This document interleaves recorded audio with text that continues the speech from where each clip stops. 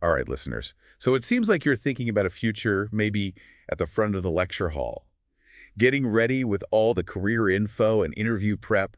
Well, get ready to put down those highlighters and pick up a scalpel, metaphorically speaking, of course. Because today, we're diving deep into the world of a medicine lecturer. And let me tell you, the sources you sent over are incredible. It's like we've gotten a backstage pass to the world of academic medicine. We've got career overviews, we've got hiring guides, we've even got the lowdown on AI interview tools. But before we get too far into this rabbit hole of research papers and interview questions, let's break down what a medicine lecturer actually does. You know, going through all this material, it's clearly way more than just lecturing. Oh, you're absolutely right. It's a multifaceted role, that's for sure.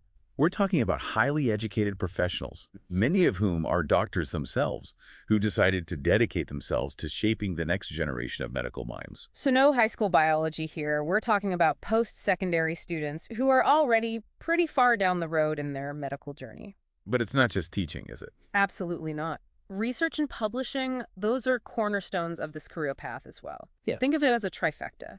You've got teaching, researching, and contributing to medical literature all in one demanding but ultimately really fulfilling package. Like three sides of the academic triangle, and each one is as important as the other. Exactly. Speaking of staying ahead of the curve, one thing that kind of jumped out at me was this need for medicine lecturers to be constantly learning.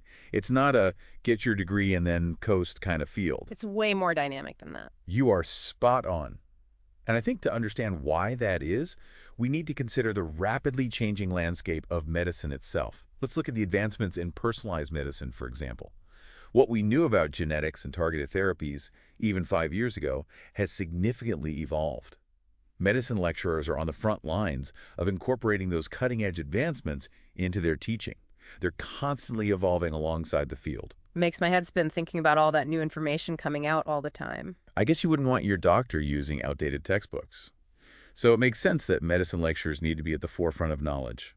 Speaking of challenges, though, these sources did not shy away from the demands of this career path. Long hours, potential for burnout. It's not all lecture halls and intellectual debates, is it? It's definitely not a 9-to-5 job. And you're right, the potential for burnout is real. Remember, these lecturers aren't just teaching facts and figures. They're often deeply personally invested in their students' success because they're guiding them through what is arguably one of the most demanding and emotionally charged fields out there. It's a huge responsibility. You're shaping the future of healthcare. You're not just handing out grades, you're shaping the people who will be saving lives one day. Exactly. And that emotional investment, while incredibly rewarding, can definitely take a toll if you're not careful. So it's important to acknowledge that emotional weight. It's not just knowing the science. It's about connecting with and supporting the people who will be applying it. Now, on to something I found surprising, this whole career advancement aspect within academia. The sources mention that it can be pretty limited, which seems counterintuitive in such a high-demand field. Why is that? That is a great question, and it trips a lot of people up. It's not about a lack of demand for experienced professionals. It actually comes down to the very structure of academia itself. So the typical path involves climbing the ranks from lecturer to senior lecturer, and then eventually to professor. But here's the catch. Those higher rungs, they often come with a shift in responsibilities. What do you mean by a shift? More responsibility, that usually sounds like a good thing, right? Yeah. More influence, maybe a fancier title. True. But for many medicine lecturers, the real joy comes from being in the trenches. You know, teaching students, leading labs, doing that hands-on research. Moving up the ladder often means taking on more administrative duties, managing budgets, overseeing departments, things that can pull you away from the very heart of why you entered academia in the first place. It's like trading your lab coat in for a suit and tie. Yeah. You might have a corner office, but are you really doing what you love anymore? That's a tough trade-off to make. It is, and it's definitely something that anyone considering a career as a medicine lecturer really needs to be aware of. Because it's not just about reaching the top of the ladder, but rather figuring out which rung brings you the most fulfillment. It's about finding that sweet spot where your passions and your career goals, they align. So you're not just successful, but you're genuinely happy with what you're doing day in and day out. I love that. But how do you even begin to navigate this world of academic medicine? Let's be honest, The path to becoming a medicine lecturer sounds about as easy as performing brain surgery blindfolded. Okay, maybe not that intense, but you're not wrong. It takes some serious dedication and a whole lot of hard work. Yeah. But let's break it down. Okay, now you've got the inside scoop, so walk us through it. What are we talking here? Years of intense study, grueling exams, maybe even an obstacle course or two? I'm kidding, maybe. Well, you might be surprised how accurate that sounds.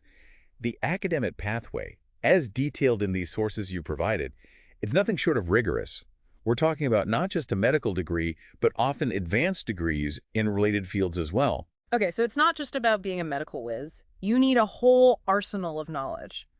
What kind of related fields are we talking about here? We're talking an in-depth knowledge of biology, a solid grasp of chemistry, and even a firm understanding of medical ethics. It's about building a well-rounded foundation so you can, in turn, nurture well-rounded medical professionals. So it's like you need to be a master chef who understands not just the recipe, but like the science behind each ingredient and even the ethical implications of serving it. Now you're getting it. Yeah.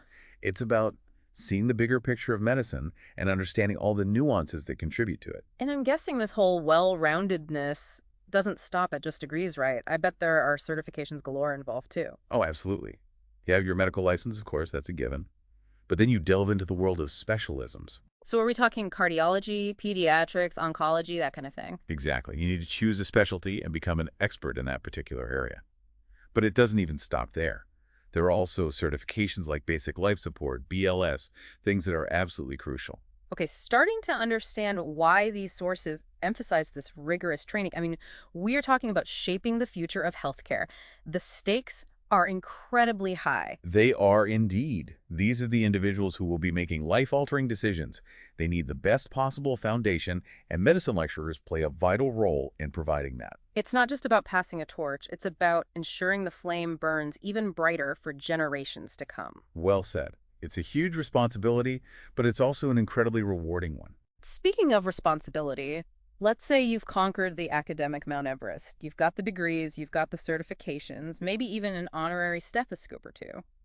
What does that journey actually look like once you're in the thick of it, navigating the world of academia?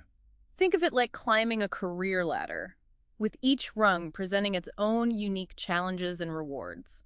A career ladder in the hallowed halls of academia. This I got to hear more about. Let's take a closer look at what each step of this journey entails, shall we?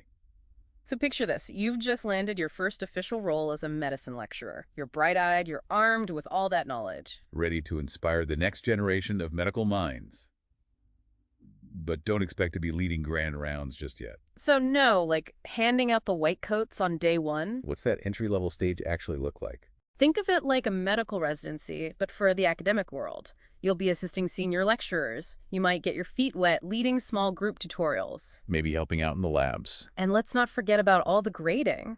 Stacks and stacks of exams to grade. Ah, yes, the glamorous side of academia. I'm getting flashbacks to, like, late nights with endless cups of coffee just hearing about it. But it sounds like an incredible opportunity to learn, right? Absorbing that knowledge and experience from more seasoned professionals. Absolutely. It's all about finding your sea legs, building a solid foundation, and don't underestimate the importance of those early teaching experiences because you're learning to connect with students, how to adapt your teaching style. How to manage a classroom, invaluable skills that you'll carry with you throughout your career. It's like a real-life teaching hospital, but instead of patients, you're working with, aspiring doctors. Exactly.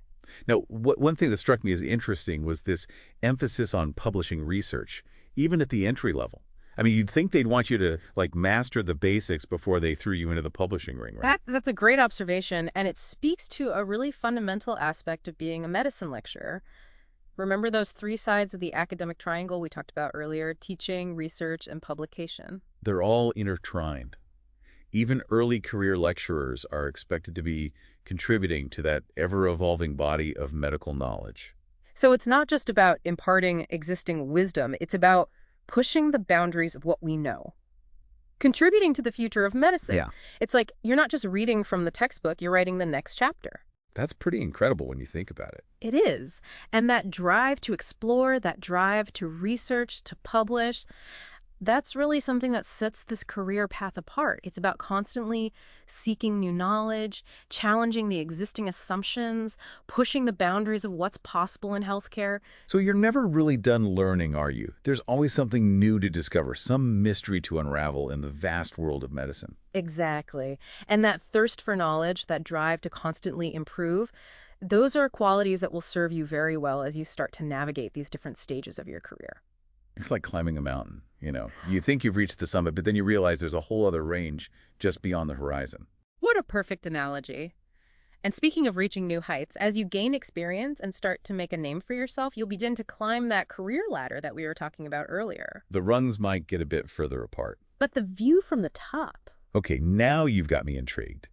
What does that view from the top look like for, like, a seasoned medicine lecturer? Well, as you move from lecturer to senior lecturer, you're going to find yourself with more autonomy, more influence. You'll be leading larger lectures, maybe even designing entire modules or even courses. And mentoring junior faculty as well. So more responsibility, but also more freedom to shape the curriculum, to like bring your own unique expertise to the table. Precisely. You become less of a guide at that point and more of an architect, designing the learning experience for future generations of medical professionals. That sounds incredibly rewarding. And I bet the research aspect of it evolves too, right? You're not just contributing to papers, you're leading your own research teams. Tackling some of the biggest questions in your field. Exactly. You'll be applying for grants, presenting your findings at international conferences, publishing in prestigious medical journals. Your work might even go on to influence clinical practice, changing the way doctors actually treat their patients. Now we're talking about real impact. It's not just about teaching anymore.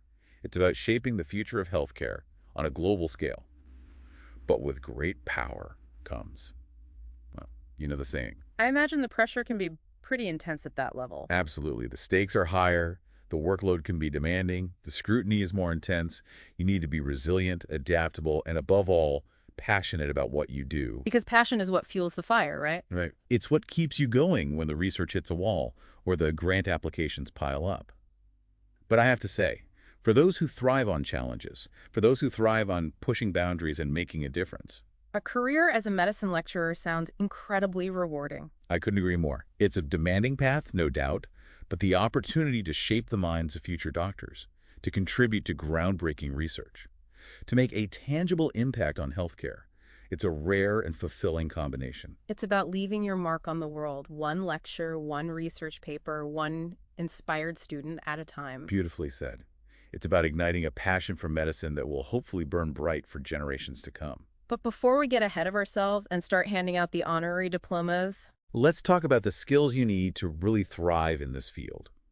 Because it takes more than just a brilliant mind and a passion for medicine to really succeed as a medicine lecturer. that's where it gets really interesting, because we're not just talking about scientific knowledge and research skills here. We're talking about a whole other set of abilities that are often overlooked, but absolutely crucial for success. Okay, you've got me on the edge of my seat. Let's dive into these essential yet often hidden skills needed to really excel as a medicine lecturer. Okay, listener, buckle up, because we're going beyond textbooks and lab coats for this one. It turns out, to really nail this whole medicine lecturer thing, you need a secret weapon. People skills. Oh, absolutely. And not just the can you pass the scalpel kind of thing. We're talking a whole other level of social savvy. Makes you think back to some of your own professors. Yeah. Like the ones I really connected with, the ones who really inspired me, they weren't always the ones with like the most impressive publication records or anything. It was their ability to, make me feel seen,